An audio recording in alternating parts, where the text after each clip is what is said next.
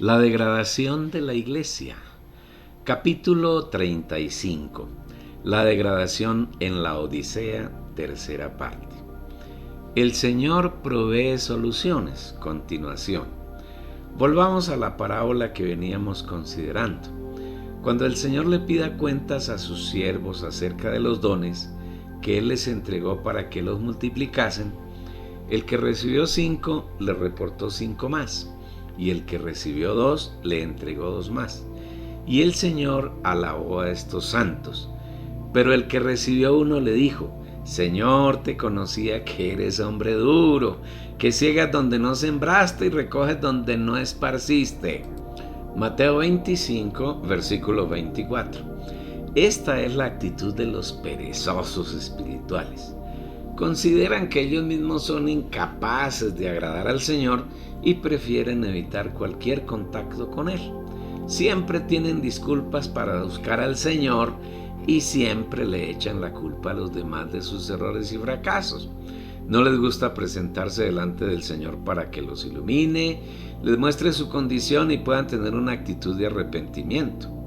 Cuando estén frente al Señor, como ya no tienen a quien echarle la culpa, lo recriminarán por su fracaso. Señor, te conocía que eres hombre duro, que ciegas donde no sembraste y recoges donde no esparciste, por lo cual tuve miedo. Fui y escondí tu talento en la tierra, aquí tienes lo que es tuyo. Mateo 25, versículos 24 y 25. Escucha la respuesta del Señor a los siervos de un talento. Siervo malo y negligente, sabías que ciego donde no sembré y que recojo donde no esparcí. Por tanto, debías haber dado mi dinero a los banqueros y al venir yo, hubiera recibido lo que es mío con los intereses. Quitadle pues el talento y dadlo al que tiene 10 talentos, porque al que tiene le será dado y tendrá más, y al que no tiene, aún lo que tiene le será quitado. Y al siervo inútil, echadle en las tinieblas de afuera, allí será el lloro y el crujir de dientes. Mateo 25, versículos 26 al 30. Si ellos hubiesen tenido un poco de deseo de buscar al Señor, sin duda el talento se habría duplicado y llegaría a ser de los siervos de 2 talentos, y fácilmente los hubieran multiplicado hasta tener 4, y así hubieran podido entrar en el gozo del Señor. Pero como enterraron el talento, su destino es ser echados en las tinieblas de afuera, a llorar y a crujir los dientes. Creemos que el Señor nos ha hablado con mucha claridad y ya no tenemos disculpas para enterrar nuestro talento. De tu decisión depende. Anhelamos que seas un siervo del Señor, que multiplicas tus talentos para que seas alabado por Él y puedas entrar en su gozo. Cada oportunidad que tenemos en una reunión, en nuestras reuniones familiares con el cónyuge, con los hijos, con las visitas a los hermanos en sus casas, debemos aprovecharlas para ejercitar nuestro talento. Haciendo así, los talentos se multiplicarán de manera espontánea y tendremos la seguridad de que en la venida del Señor no seremos reprochados por Él como siervos malos y negligentes. Volviendo al consejo que el Señor le da al ángel de la iglesia en la Odisea, hemos afirmado que los 3 elementos que los creyentes debemos adquirir no se nos dan gratuitamente, sino que es necesario comprarlos.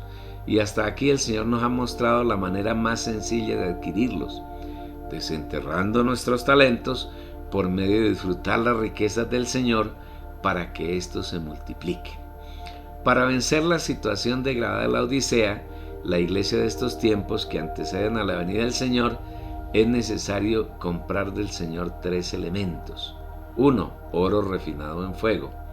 Sabemos que el oro es un metal único en la tierra por sus características particulares. En primer término, es un metal que no se corrompe con ninguna sustancia. El oro no es afectado por el potente ácido sulfúrico, ni por el ácido nítrico, ni siquiera por el agua regia, que es una mezcla de los 2 ácidos anteriores.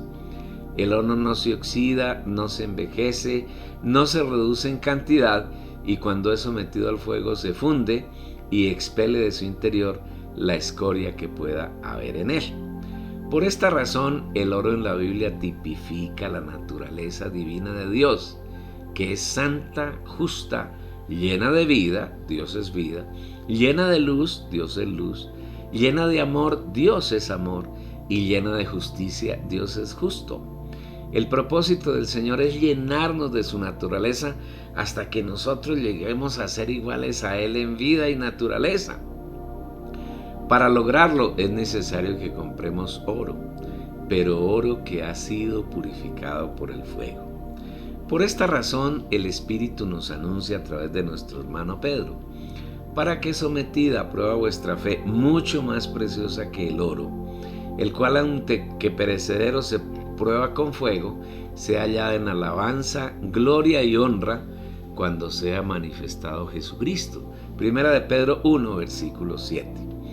En la medida que disfrutamos al Señor, que nos acercamos al trono de su gracia, las 7 lámparas de fuego que arden allí van quemando nuestras impurezas hasta que la naturaleza humana caída por la acción del pecado va desapareciendo y solo queda la naturaleza divina mezclada con nuestra naturaleza humana totalmente purificada. Este último es el hombre nuevo.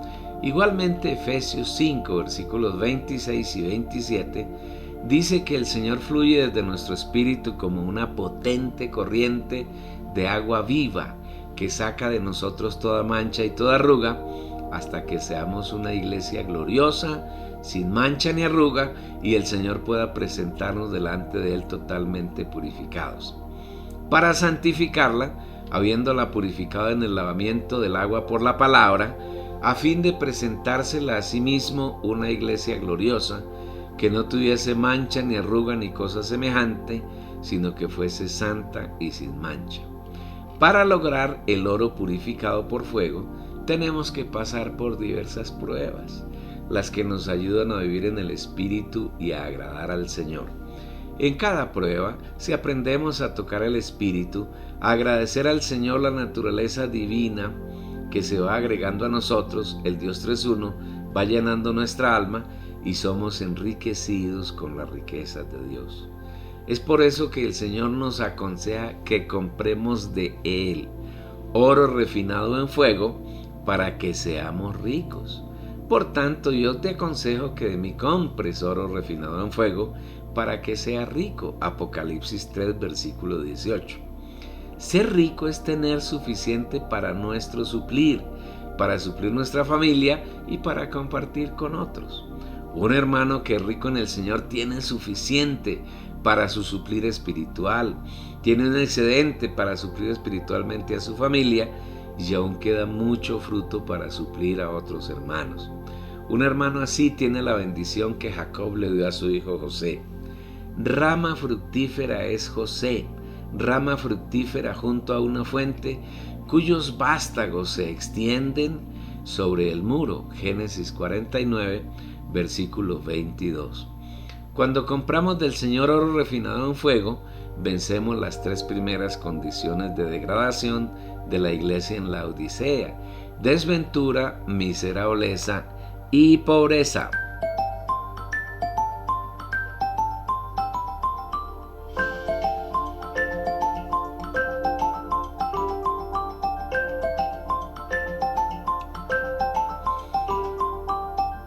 Destacado. Cuán sencillo es el Señor en el trato con sus hijos. Aprovechemos su bondad y su misericordia.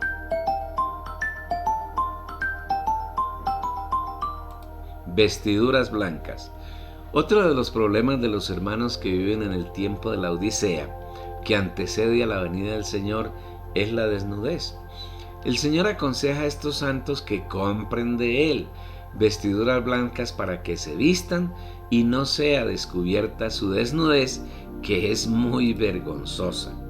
Como vimos antes, cuando Adán comió del árbol de la ciencia del bien y del mal, introdujo en su humanidad la naturaleza satánica, que es el pecado, e inmediatamente vio que estaba desnudo. La desnudez tiene que ver con la naturaleza caída. Siempre que un creyente expresa a Satanás en su vivir, lo que es muy común, está mostrando su desnudez. Cuando el Señor vino a morar en nosotros, inmediatamente nos vistió de Él mismo, porque todos los que habéis sido bautizados en Cristo, de Cristo estáis revestidos. Gálatas 3, versículo 27. Y ese vestido nos garantiza la permanencia en la iglesia, que es la casa de Dios, el palacio del Rey, descrito en Salmos 45, versículo 3. Pero ese vestido no es apropiado para entrar en las bodas del Cordero, que es el reino de los cielos de 1000 años, equivalente a estar en la presencia del Rey. Para poder estar en su presencia necesitamos bordar un segundo vestido, y a ese vestido se refiere el Señor cuando le aconseja al ángel de la iglesia en la Odisea que compre de él un vestido blanco y evite que se descubre la vergüenza de su desnudez. Ese vestido hay que comprarlo. No se obtiene de manera gratuita, pero no se puede comprar con nuestros esfuerzos, ni con nuestras muchas obras, no, Señor, sino con la gracia que nos es suministrada por el Señor mismo. Si como creyente nos dedicamos diariamente a disfrutar al Señor, su persona y sus riquezas, el vestido será completamente bordado, y en su venida estaremos completamente vestidos. Tendremos confianza y no huiremos de él avergonzados. Y ahora, hijitos, permaneced en él, para que cuando se manifieste tengamos confianza, para que en su venida no nos alejemos de él avergonzados. Primera de Juan 2, versículo 28. Hemos afirmado que el vestido es la expresión de nuestra conducta, de nuestros actos. Gocémonos y alegrémonos y démosle gloria, porque han llegado las bodas del Cordero y su esposa se ha preparado. Y a ella se le ha concedido que se vista de lino fino, resplandeciente y limpio. Subrayado, porque el vino fino es las acciones justas de los santos. Apocalipsis 19, versículos 7 al 8. Aquí podemos ver que el vestido de lino fino y resplandeciente tiene que ver con las acciones, los actos de los santos, y si esos actos son justos, es decir, si es el Señor quien los produce en el creyente, porque solamente lo que se origina en él es justo, lo que tiene origen en nosotros es totalmente injusto. Debemos recordar que uno de los atributos de Dios es la justicia, y en todo el universo Él es el único justo. Los seres humanos todos somos injustos. Según está escrito, no hay justo ni aún uno. Romanos 3, versículo 10. Sin embargo, el Señor en su misericordia vino a morar en el espíritu de sus hijos, los creyentes, y por ese hecho somos justificados, constituidos justos, y en la medida que disfrutamos al Señor como la justicia, nuestros actos se van convirtiendo en actos justos y andamos en las obras que Él ha preparado de antemano para que caminásemos en ellas. Porque somos su obra maestra, creados en Cristo Jesús para buenas obras, las cuales Dios preparó de antemano para que anduviésemos en ellas. Efesios 2:10. Y caminar en esas obras nos hace estar vestidos de Cristo y expresarlo en nuestra vida. Al que no conoció pecado, por nosotros lo hizo pecado, para que nosotros viniésemos a hacer justicia de Dios en él. 2 Corintios 5, versículo 21. Una de las situaciones de la condición degradada de la iglesia en la Odisea es la desnudez. Desnudez que se manifiesta en que siempre nos estamos expresando a nosotros mismos, nuestro hombre caído, que es la expresión de Satanás, y no expresamos al Señor como debería ser el vivir normal de los creyentes. El Señor nos presenta una solución a este grave problema y nos aconseja que compremos de Él vestiduras blancas para que estemos vestidos de Cristo y no se descubra nuestra desnudez, que es terriblemente vergonzosa. En este apartado, el Señor nos ha mostrado un camino para vestirnos de Él. Ahora nos corresponde practicarlo. Colirio para ungir los ojos. La mayor carencia del cristianismo contemporáneo es la falta de visión de los correligionarios. Es raro encontrar un hermano que vea claramente, que conozca al Señor en su espíritu humano, que sepa definir el plan de Dios y que viva de manera agradable al Señor. Los hermanos creen que el Señor simplemente nos ha salvado y que cuando mueran irán al cielo, y eso es suficiente para ellos. Están convencidos de que glorificarlo es gritar ¡Gloria a Dios!, que alabarlos es cantar himnos con ritmo victorioso, brincar, gritar, llorar y confesar pecados. Los cristianos contemporáneos están convencidos de que la iglesia será raptada en su totalidad antes de la gran tribulación, o a la mitad de la tribulación, o al final de esta, según las distintas opiniones teológicas. Los hermanos carecen de visión acerca del plan de Dios y de su desarrollo. No saben que el Señor nos creó con espíritu, alma y cuerpo, que el espíritu humano se refiere a la imagen de Dios, porque ese espíritu es como un vaso que sirve para recibir y contener a Dios. Los santos contemporáneos no saben que el alma tiene que ver con la semejanza de Dios, porque es con ella que podemos expresarlo, y es como un vaso que requiere ser transformado por medio de ser lleno de la vida y la naturaleza de Dios. Cuando el alma del creyente se llena de todas las riquezas del Señor, Dios es expresado por medio de él. Los hermanos no tienen ni la más mínima idea de que la salvación tiene 3 etapas y que la primera de ellas se da en nuestro espíritu humano cuando recibimos al Señor. El espíritu es regenerado, es decir, es nacido de nuevo porque Dios viene a morar en él y se queda a perpetuidad, que esa salvación es eterna y que nunca se pierde, como equivocadamente afirman algunos teólogos. Los hermanos contemporáneos no pueden ver que la salvación del alma dura toda la vida que vivamos en la tierra si nos disponemos para que el Señor nos transforme y nos conforme. Y si no nos disponemos, el Señor utilizará la gran tribulación para tratar nuestra alma, si el creyente está vivo en el tiempo que dura esa prueba, y si no, usará 1000 años del reino milenario. En esa dispensación los creyentes que no han sido transformados lo harán, comillas, atados de pies y manos, llorando y crujiendo los dientes, y finalmente entrarán en la nueva Jerusalén. Poco han visto los creyentes que la última parte de nuestro ser que será salva es el cuerpo, el cual será transfigurado, en verdad cambiado, en un cuerpo glorioso y espiritual cuando el Señor venga. Por falta de ese conocimiento, hacen de la muerte de los creyentes toda una tragedia, y si se trata del catolicismo, tiene una cantidad de ritos mortuorios que no son nada distinto a la adoración a Satanás. Disponen las tumbas de los muertos para que los, comillas, dolientes puedan, comillas, visitarlos periódicamente, llevarles flores y hacerles rezos y hablar con ellos. Los sacerdotes católicos incitan a los familiares de los muertos para que periódicamente les paguen misas, que para que puedan salir del infierno, del purgatorio, aunque los católicos romanos ya no creen en el purgatorio, ignorando que si una persona murió sin haber recibido al Señor, su espíritu y su alma van al Hades, y de allí no pueden salir ni con misas, ni con dinero, ni con rezos.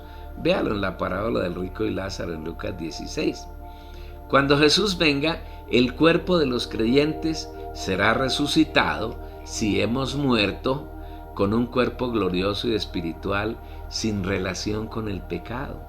Y a quienes estemos vivos, que lo anhelamos profundamente, se nos dará un cuerpo igualmente glorioso y espiritual que tampoco tiene ninguna relación con el cuerpo pecaminoso que ahora tenemos, el cual transformará el cuerpo de la humillación nuestra para que sea semejante al cuerpo de la gloria suya, por el poder con el cual puede también sujetar a sí mismo todas las cosas. Filipenses 3, versículo 11. Los cristianos contemporáneos ignoran que el Señor no quiere que hagamos ninguna obra para Él, y que toda obra que se origine en nosotros le es abominable, y que es Él quien quiere hacer sus obras en nosotros, porque todas las obras para sus hijos han sido preparadas de antemano. Porque somos hechura suya, creados en Cristo Jesús, para buenas obras, las cuales Dios preparó de antemano para que anduviésemos en ellas. Efesios 2, versículo 10. En fin, es tanta la ceguera de los cristianos que de esta era porque son perezosos. Está subrayado, para buscar revelación y visión en el Espíritu del Señor, y se conforman con que su pastor le dé un poco de conocimiento distorsionado, originado en el alma, que en nada los edifica. Por eso el Señor le dice al ángel de la iglesia en la Odisea que Él le aconseja que unja sus ojos con colirio para que vea. Cuando el Señor le dice al ángel que unja sus ojos para que pueda ver, indudablemente se está refiriendo a la unción que Él puso en el espíritu de cada creyente, y usando esa unción no sea engañado por nadie. Pero vosotros tenéis la unción del Santo y conocéis todas las cosas. Os he escrito sobre los que os engañan, pero la unción que vosotros recibisteis de Él permanece en vosotros, y no tenéis necesidad de que nadie os enseñe. Así como la unción misma os enseña todas las cosas y es verdadera y no es mentira, según ella os ha enseñado, permaneced en Él. Primera de Juan 2, versículos 20, 26 y 27. Se debe tener claridad en cuanto a que la unción no es un aceite que ciertos falsos maestros preparan para ungir a determinadas personas, ni tampoco tiene que ver con unos líderes autodenominados siervos de Dios que se autoproclaman como los ungidos de Dios. El aceite de la unción que Dios le ordenó preparar a Moisés para consagrar los utensilios del culto a Dios y a los sacerdotes es un tipo de la unción que hoy todos los creyentes neotestamentarios disfrutamos en nuestro espíritu, porque el Señor la ha puesto en su cuerpo y todos los hijos de Dios hacemos parte de su cuerpo. Veamos el tipo del Antiguo Testamento. Habló más Jehová a Moisés diciendo: tomarás especias finas de mirra excelente 500 siclos, y de canela aromática la mitad, esto es 250. De cálamo aromático 250, de casia 500, según el ciclo del santuario, y de aceite de olivas un hin. Y harás de ello el aceite de la santa unción superior ungüento, según el arte del perfumador será el aceite de la unción santa.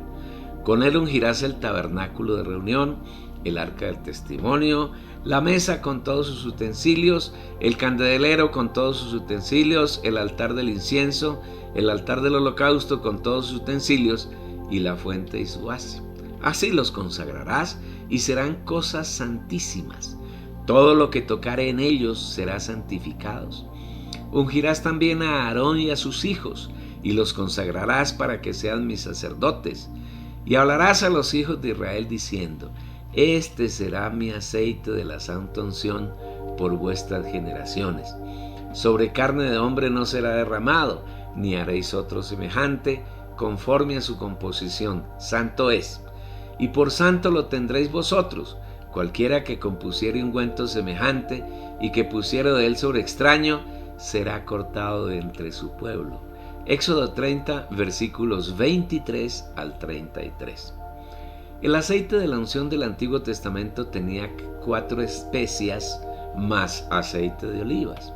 El último representa el Espíritu Santo y las especias representan el proceso de redención que el Señor realizó, y cada uno fue agregado al Espíritu hasta obtener la unción que hoy tenemos todos los hijos de Dios y con la que somos ungidos. La mirra es una especia que se utilizaba para embalsamar muertos con el fin de conservar los cadáveres algún tiempo sin descomponerse.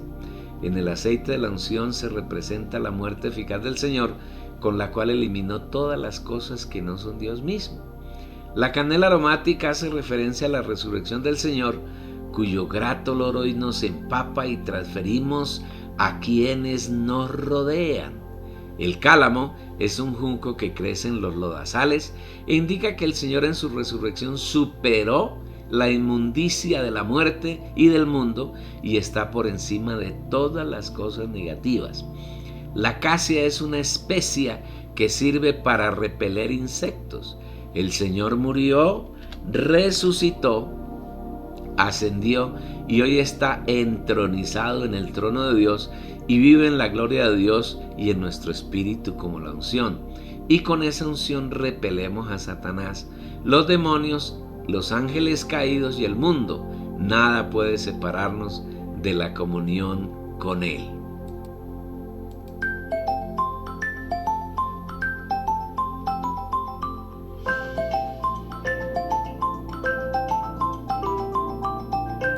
Destacado.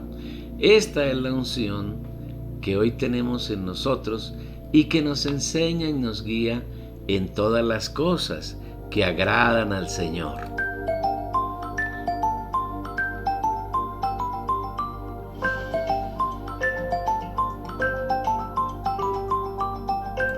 En el Nuevo Testamento no hay uno o unos pocos hermanos que tienen la unción y otros que no la tienen.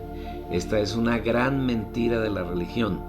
Debemos tener claridad acerca de que en el Antiguo Testamento los sacerdotes ungidos no eran la voluntad original de Dios. Expliquémoslo. Cuando el Señor sacó al pueblo de Israel de Egipto, deseaba que todos fueran reyes y sacerdotes, de acuerdo con lo descrito en Éxodo 19, versículo 6.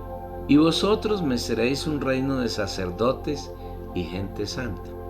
Es claro que el Señor, en su deseo original, no quería tener una clase sacerdotal mediadora, sino que todo el pueblo fuese un reino de sacerdotes y todos tuviesen comunión con Él. En otras palabras, Dios no deseaba tener una clase mediadora entre Él y el pueblo, sino que todos sus hijos tuviesen acceso a Él como sacerdotes y como reyes. Pero cuando Moisés subió al monte Sinaí durante 40 días, con el fin de recibir las tablas de la ley, debido a la tardanza de él, el pueblo pidió a Aarón que les hiciera un becerro de oro, al que adoraron y del que dijeron: Israel, estos son tus dioses, que te sacaron de la tierra de Egipto. Éxodo 32, versículo 4. Esta actitud de idolatría fue detestable para el Señor, quien le dijo a Moisés: Anda, desciende, porque tu pueblo que sacaste de la tierra de Egipto se ha corrompido. Pronto se han apartado del camino que yo les mandé, se han hecho un becerro de oro de fundición y lo han adorado, y le han ofrecido sacrificios y han dicho: Israel, estos son tus dioses que te sacaron de la tierra de Egipto. Éxodo 32, versículos 7 y 8.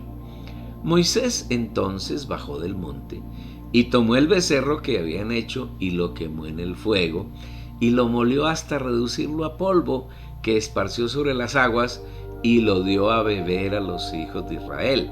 Éxodo 32, versículo 20.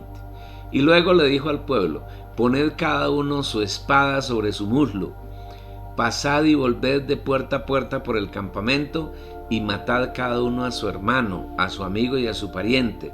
Y los hijos de Leví lo hicieron conforme al dicho de Moisés, y cayeron del pueblo aquel día como 3,000 hombres. Éxodo 32, versículos 27 y 28. Desde ese momento, la tribu de Leví se convirtió en la clase mediadora entre Dios y el pueblo, porque era la única tribu que tenía acceso al servicio del Señor. Más tarde de esa tribu, Aarón fue proclamado como sumo sacerdote y sus hijos fueron ungidos sacerdotes. Y por el resto del Antiguo Testamento, solamente los descendientes de Aarón podían ser sumos sacerdotes y sacerdotes, y los levitas los servían en el tabernáculo. Ninguna otra tribu de Israel podía tomarse ese privilegio. Insistimos en que esta no era la voluntad original de Dios. ¿Qué ocurre en el Nuevo Testamento? Cuando llegó el tiempo determinado por Dios, Él vino en el Hijo, vivió como hombre, siendo Dios, por un poco más de 3 décadas, y luego fue a la cruz y murió, y al tercer día resucitó. La noche de la resurrección se sopló para dentro del espíritu de los discípulos. 40 días después ascendió al cielo, se sentó en el trono del Padre. 10 días más tarde descendió como el Espíritu en vestidor el día de Pentecostés, y hoy mora como la unción en el espíritu de cada uno de sus hijos, los creyentes. Pero la unción que vosotros recibisteis de Él permanece en vosotros, y no tenéis necesidad de que nadie os enseñe. Así como la unción misma os enseña todas las cosas, y es verdadera, y no es mentira, según ella os ha enseñado, permaneced en Él. Primera de Juan 2, versículo 27. Destacado y subrayado. La voluntad de Dios es que en el Nuevo Testamento no haya una clase mediadora entre Dios y los hombres, sino que el único mediador entre Dios y los hombres es el Señor Jesús. Porque hay un solo Dios y un solo mediador entre Dios y los hombres, Jesucristo hombre. 1 Timoteo 2, versículo 5. Él desea que todos seamos reyes y sacerdotes y que todos, sin excepción, los sirvamos. Vosotros también, como piedras vivas, sed edificados como casa espiritual y sacerdocio santo, para ofrecer sacrificios espirituales aceptables a Dios por medio de Jesucristo. Mas vosotros sois linaje escogido, real sacerdocio, nación santa, pueblo adquirido por Dios, para que anunciéis las virtudes de aquel que os llamó de las tinieblas a su luz admirable, y nos hizo reyes y sacerdotes para Dios su Padre. Primera de Pedro 2, versículos 5 y 9, Apocalipsis capítulo 1, versículo 6. En el Nuevo Testamento Dios recuperó su voluntad original, que se perdió con el pueblo de Israel por causa de la idolatría. Todos los hijos de Dios del Nuevo Testamento tenemos la unción en nuestro espíritu y no necesitamos ninguna clase mediadora, sino que todos podemos acercarnos confiadamente al trono de la gracia para tener comunión con el Señor y hacer realidad el hecho de que Él es nuestra cabeza. Lleguémonos pues confiadamente al trono de la gracia para que alcancemos misericordia y hallemos gracia para ayudarnos en tiempo oportuno. Hebreos 4:16, tomado de la versión moderna. Lamentablemente en el cristianismo los líderes se erigen como cabezas y reemplazan en esa función al Señor Jesús, y por eso los hermanos de este tiempo no tienen visión. De ahí viene la recomendación que el Señor le hace al ángel de la iglesia en la Odisea: unge tus ojos con colirio para que veas. Apocalipsis 3, versículo 18. Cuando vivimos por la unción que está en nosotros, somos enseñados, guiados y dirigidos por el Señor, y no necesitamos ser enseñados por nadie distinto a Dios mismo. No quiere decir esto que el Señor no use a los hermanos para enseñarse mutuamente, pero cada santo tiene la capacidad de discernir si una palabra viene del Señor o simplemente de la imaginación del hermano, o lo que es más triste, si la palabra hablada proviene del engaño de Satanás. Ese discernimiento, querido hermano, se da por la unción que mora dentro de cada santo, que mora dentro de ti. Esta unción que el Señor ha puesto en el espíritu de cada creyente es la que recupera la visión que falta a la inmensa mayoría de los hijos de Dios que viven en este tiempo, donde la iglesia está degradada al nivel descrito por la Biblia en la Odisea. Continuamos considerando la degradación de la iglesia en la Odisea y llegamos así al versículo 19 de Apocalipsis 3. Yo reprendo y castigo a todos los que amo. Sé pues celoso y arrepiéntete. Para solucionar el problema de la Odisea se requiere que los santos que vivimos en este tiempo nos arrepintamos de las cosas descritas por el Señor en el mensaje enviado al ángel de la iglesia en la Odisea. Arrepentirnos es, en primer lugar, reconocer nuestra condición de tibieza al afirmar que estamos llenas de riquezas y que no necesitamos nada del Señor, cuando en realidad lo necesitamos a cada instante de nuestra vida. No hay un momento en nuestro vivir en que el Señor no quiera gobernarnos, no desee tener comunión con nosotros y anhele caminar con nosotros en una relación cordial de respeto y de amor. Arrepentirnos, en segundo lugar, quiere decir reconocer que hemos caído en las 5 condiciones en que cayeron los santos en la Odisea: desventura, miserableza, pobreza, ceguera y desnudez. Una vez que reconocemos esa situación, que es real en todos los cristianos contemporáneos, podemos ir a su trono de gracia y rogarle que nos venda oro refinado en fuego para que seamos ricos y así podamos salir de la miseria y la pobreza. Igualmente podamos comprar de él vestiduras blancas apropiadas para entrar y permanecer en las bodas del Cordero y para no ir avergonzados en su venida. El vestido bordado nos permite ganar el reino de los cielos.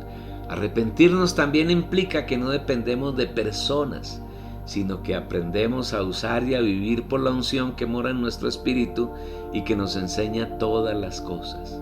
Eso nos llevará a juzgar desde el espíritu y desde el punto de vista del Señor toda enseñanza que nos es suministrada, porque en las enseñanzas del cristianismo contemporáneo hay muchas mentiras que no nos edifican, que no nos ayudan a crecer y que no nos alientan ni nos consuelan.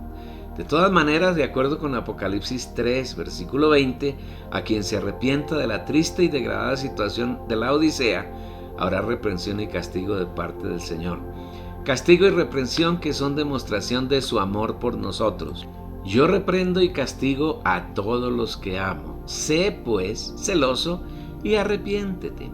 Los cristianos religiosos, y especialmente aquellos que predican la herejía llamada Evangelio de la Prosperidad, entre comillas, afirman que el sufrimiento, el castigo y la reprensión se dan en el creyente porque está lleno de pecado. ¡Qué falacia más irreverente! Ignoran la palabra que dice que el Señor reprende y castiga, oiga bien, a los que ama. Los sufrimientos que traen la disciplina, el castigo y la reprensión del Señor no son producto del pecado, sino que es necesario que seamos castigados para que crezcamos en Él. Veamos lo que al respecto dice el Espíritu por medio de nuestro hermano Pedro, en el cual vosotros exultáis, aunque ahora por un poco de tiempo, si es necesario, seáis afligidos en diversas pruebas, para que la prueba de vuestra fe, mucho más preciosa que el oro, el cual aunque perecedero se prueba con fuego, se halla en alabanza, gloria y honra cuando sea manifestado Jesucristo, a quien amáis sin haberle visto, en quien creyendo, aunque ahora no lo veáis, os alegráis con gozo inefable y colmado de gloria, obteniendo el fin de vuestra fe, que es la salvación de vuestras almas. Primera de Pedro, capítulo 1, versículos 6 al 9. El Señor nos anuncia que es necesario que por un poco de tiempo seamos afligidos en diversas pruebas, las cuales son como el fuego que funde el oro, para hacer que broten en la superficie todas las impurezas y puedan ser retiradas por el orfebre, y finalmente el oro que queda sea puro. El deseo de Dios es mezclar su naturaleza divina con nuestra naturaleza humana, pero debido al pecado que Satanás introdujo en el hombre, la humanidad del hombre se ha venido corrompiendo y cada día se corrompe más, es más corrupta. Cuando por la misericordia del Señor un día lo recibimos en nuestro espíritu, nuestra naturaleza humana estaba totalmente corrupta en nuestra alma. En la medida que el Señor encuentra disposición en nosotros, va eliminando de nuestro ser todas las cosas impuras e inmundas, y eso lo hace a través de las pruebas que se constituyen en la disciplina, la reprensión y el castigo que el Señor nos inflige. Esas pruebas son como el fuego que va quemando en nuestro ser todo aquello que no puede mezclarse con Dios debido a su naturaleza inmunda, dado que Dios es santo y en Él no hay nada común ni inmundo. Cuando Dios creó al hombre, lo hizo como un vaso puro, sin ninguna mezcla, y ese vaso era apto para recibir al Señor sin ninguna condición distinta a que el hombre ejerciera su voluntad y decidiera comer del árbol de la vida, que es la naturaleza de Dios. Lamentablemente, el hombre introdujo dentro de sí la naturaleza satánica y el hombre se volvió viejo, pecador, natural, anímico y egoísta, y Dios no puede mezclar su naturaleza santa, amorosa, llena de vida, justa y de luz, con un hombre que está lleno de pecado, que no puede amar, que anda en tinieblas, que es injusto y que está lleno de muerte. No obstante, Dios ha amado tanto al hombre que toma por lo menos una de sus tres partes, el espíritu, y mora en ella, y desde ahí empieza a producir la transformación y la conformación del alma hasta que el hombre alcance la estatura de Cristo y llegue a ser igual a Dios en vida y en naturaleza. La transformación y la conformación del alma se produce por medio de pruebas que producen reprensión, disciplina y castigo, y respecto de las cuales el Espíritu afirma: el Señor al que ama disciplina y azota a todo hijo que recibe. Hebreos 12, versículo 6. Si hemos sido recibidos por el Señor como sus hijos, no hay posibilidad de escapar de su disciplina y de sus azotes, pero todos ellos son manifestación del amor que el Señor tiene por nosotros. Concluimos este capítulo.